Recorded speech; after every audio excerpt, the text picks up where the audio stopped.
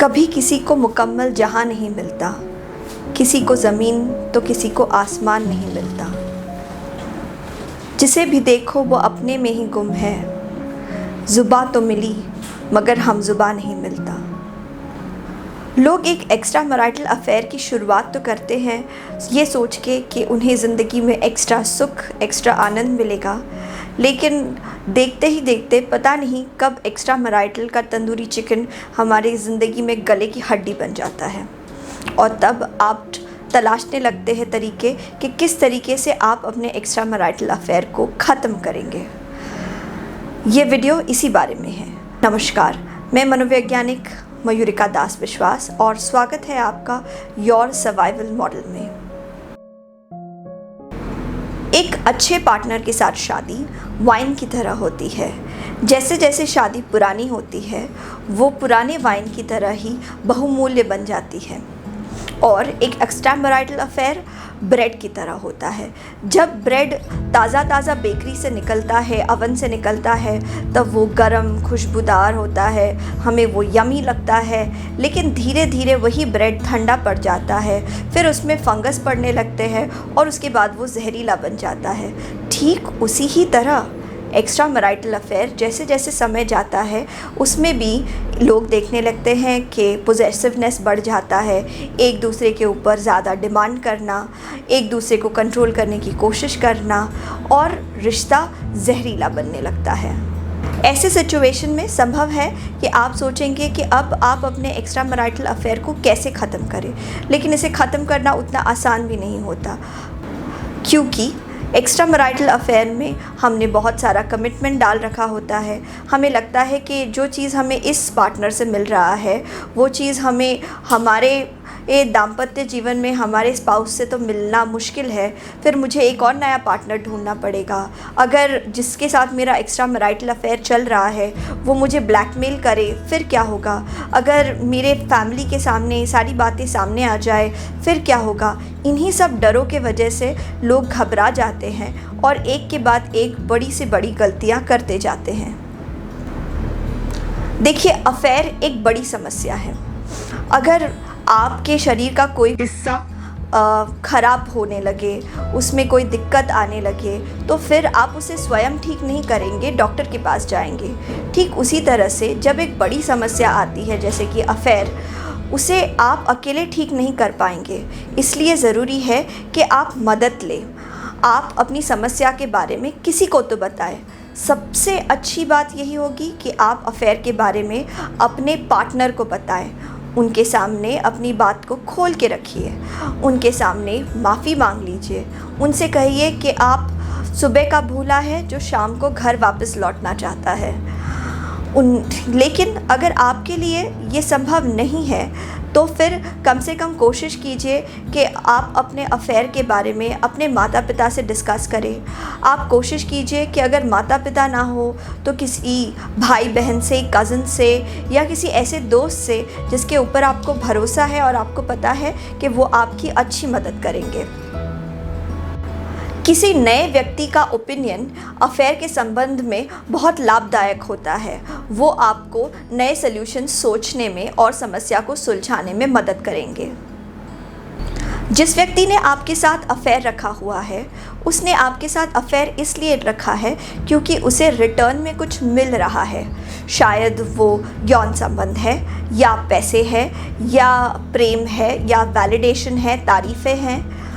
अगर आप उनसे रिश्ता तोड़ना चाहते हैं तो आप उन्हें जो भी चीज़ें दे रहे हैं उन्हें देना बंद कर दीजिए, पैसे देना बंद कर दीजिए, शारीरिक संबंध रखना बंद कर दीजिए। जब उस व्यक्ति को आपसे वो चीज़ें नहीं मिलेंगी जो उसे चाहिए तो अपने आप उसका आपसे प्रति चाव कम हो जाएगा और शायद वो खुद ही आपके साथ संबंध तोड़ देगा।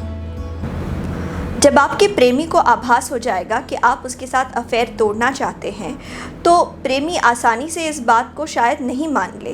प्रेमी आपको बहुत तरह की आर्ग्यूमेंट्स करेगा आपके साथ, वो आपको दोष देगा, वो आपको कहेगा अच्छा तो क्या ये सब कुछ तुम्हारा एक षड्यंत्र था, तो क्या तुम्हारी आंखों में मेरी इतनी ही कीमत थी, मैंने तुम्हारे लिए इतना सब कुछ किया, क्या इसका कोई भी मोल कोई भी महत्व नहीं है।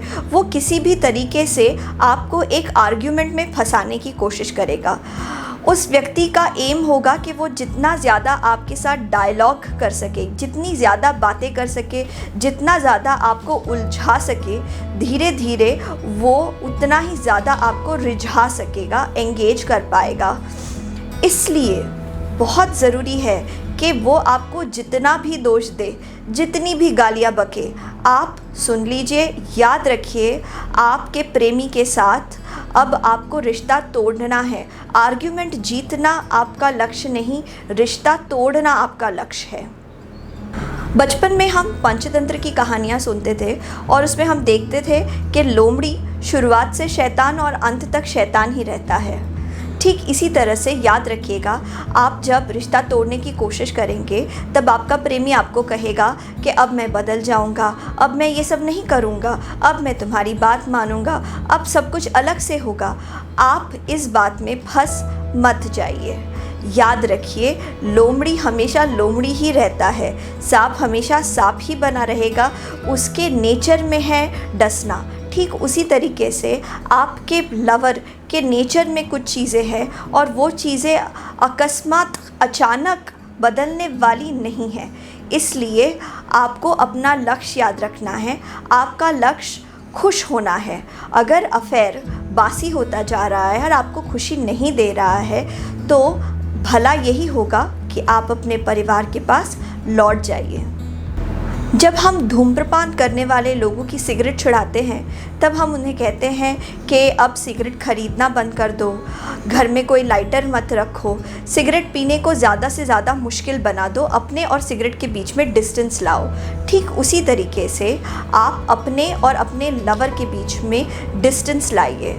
उसे अपने फ़ोन से ब्लॉक कर दीजिए, उसका नंबर डिलीट कर दीजिए, उसे अपने हर सोशल मीडिया प्रोफाइल से ब्लॉक कर दीजिए।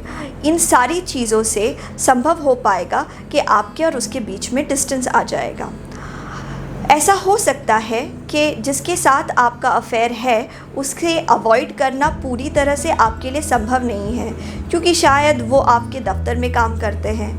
ऐसी सिचुएशन में याद रखिए, उस व्यक्ति के साथ कभी भी अकेले समय गुजारने से बचिए।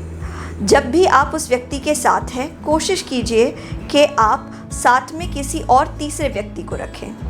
आखिरी टेक्निक, जो एक बहुत ही इम्पॉर्टेंट टेक्निक है, वो आपको तभी इस्तेमाल करनी चाहिए जब आपका प्रेमी एक ऐसा व्यक्ति है जिससे आपको कोई ख़ास खतरा नहीं है। ऐसे व्यक्ति के साथ रिश्ता तोड़ते वक्त मीठी मीठी बातें बोलकर रिश्ता मत तोड़िए। अगर आप कहेंगे कि तुम्हारी कोई गलती नहीं है, हम दोस्त बने रहेंगे, तो ऐसी चीज़ें कहने पर उस व्यक्ति का मन आपके ऊपर से उठेगा नहीं। वो व्यक्ति आपको प्यार करता ही रहेगा और वो व्यक्ति आपको चाहता ही रहेगा। इसलिए ज़रूरी है झगड़ के रिश्ता तोड़ दीजिए। एक बुरा सा झगड़ा कीजिए, उसे कहिए कि आप उसे पसंद नहीं करते, बस बहुत हो गया, उसे देखकर ही आपको घिन आती है। उसका दिल तोड़ दीजिए। दिल टूट जाने पे शायद वो उसे इतना गुस्सा आए कि वो फिर आपकी शक्ल ही ना देखना चाहे। इससे आपका जो मेन लक्ष्य है वो अफेयर तोड़ना है, वो लक्ष्य आपको प्राप्त हो जाएगा। सबसे बड़ी और प्रबल बात ये है कि आपको सहायता लेनी चाहिए, वो किसी रिश्तेदार की हो, किसी मित्र की हो या किसी काउंसलर की। अगर आपको ये वीडियो पसंद आया है तो इसे लाइक कीजिए। अपने विचार मुझे कमेंट सेक्शन में लिखिए। संबंधों से रिलेटेड बहुत सारे वीडियोस मैं बनाती रहती हूँ, जो पारिवारिक रिलेशन से रिलेटेड है या प्यार से रिलेटेड। इन सारे वीडियोस के बारे में जानने के लिए हमारे चैनल को सब्सक्राइब कीजिए, बेल बटन दबाना मत भूलिए। अगर आप मुझसे कोचिंग लेना चाहते हैं या काउंसलिंग लेना चाहते हैं, मैंने अपना ईमेल एड्रेस डिस्क्रिप्शन बॉक्स में लिखा हुआ है। आपके समय के लिए धन्यवाद।